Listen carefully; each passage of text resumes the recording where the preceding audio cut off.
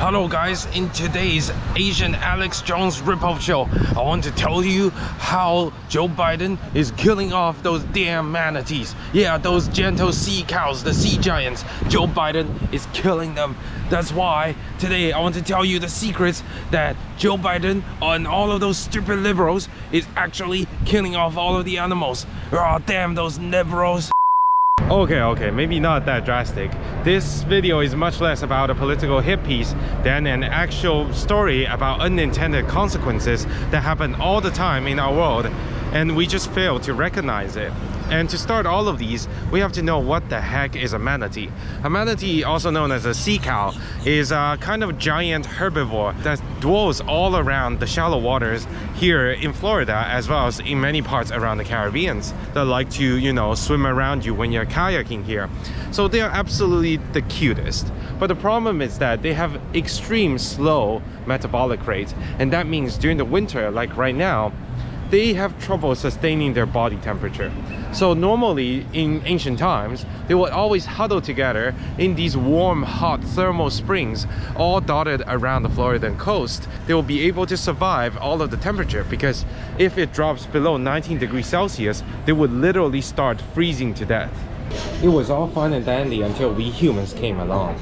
The development of the eastern seaboard, basically from north all the way to the south, virtually destroyed more than half of manatees' habitats. They basically have nowhere to huddle over in the winter because it has been turned into a golfing resort. So manatees basically suffered a huge loss to their population in the 18th and 19th century, and a lot of them just simply froze to death. As the winter, they have nowhere else to go because all of the natural thermal springs are gone.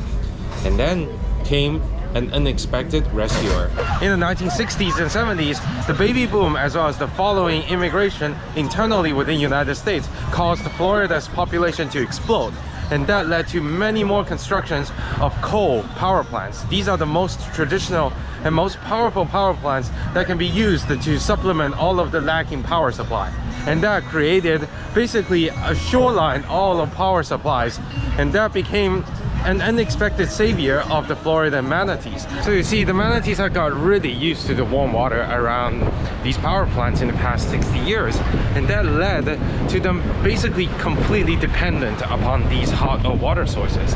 For example, right down there, all the way down the beach, about 50 miles up there, is the biggest power plant supplying the entire Miami region near Fort Lauderdale, and it single-handedly supported more than 10,000 manatees to winter over and huddle over around the power plants. And that is crazy given the fact that in the entire world there's probably only around 100,000 manatees, and probably 10% of them depend on the single power plant. And that is just incredibly scary in some ways, that we have basically created the only refuge for this kind of animal to overwinter in such a cold weather. Well, for me it is perfect beach day, but for them this might as well be the coldest day in northern Quebec. So the scientists did some accounting.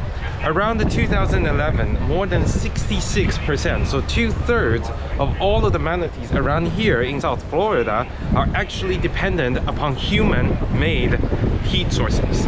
And that led to a very weird scenario for a lot of these gentle giants, is that starting in the Obama era, continued through Trump, and now to Biden era, all of them have been signing off on closing a lot of these old-fashioned power plants that are more than 50 years old.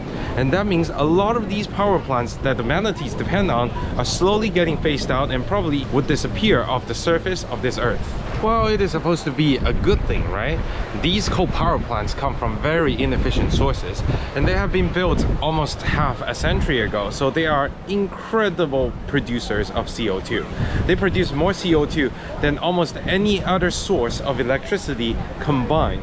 That is how pollutant they are. So closing them is almost a no-brainer if you want to reduce United States carbon emission and thus save the environment and in turn save the manatees, right? But the unintended consequence is that they are so pollutant and so powerful at producing waste that their wastewater has unintentionally created the only safe haven for like 10,000, tens of thousands of manatees all around Florida. Well, don't you start crying yet. A lot of the scientists basically predict that simply all of the natural hot springs will get a lot more crowded, and perhaps they are developing all kinds of mitigation techniques, such as artificially dumping a lot of hot water during winter into specific coves. So it's not 100% doom and gloom, but it is almost for certain that closing all of these coal-fired plants will definitely take a dramatic hit on the manatee population. So now you can start crying. Well, so what did we learn from all of this? I can say quite a few things. Number one is that our actions have consequences, and they add up. And upon decades of actions, the consequences become something that is completely unexpected, right? Our goodwill becomes a killing force for all of the manatees in Florida.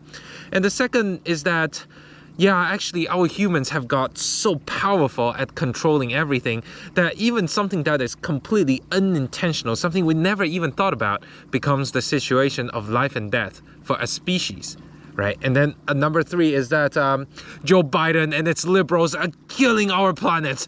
Our green flat earth is gonna be destroyed because of those damn liberals. And number four, manatees are pussies. I'll see you around.